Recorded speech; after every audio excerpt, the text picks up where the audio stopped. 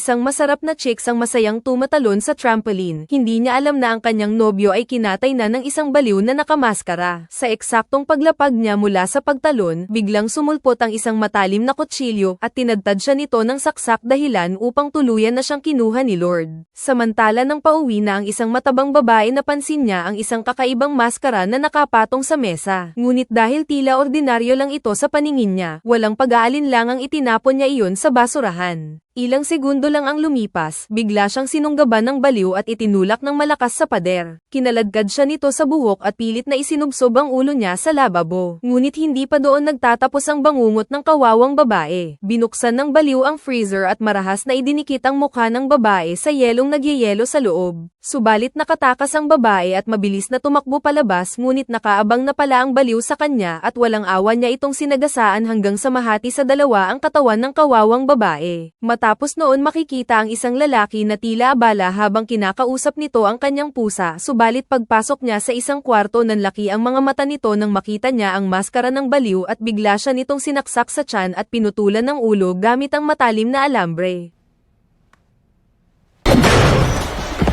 Like and comment naman dyan para sa mga iba pang video katulad nito.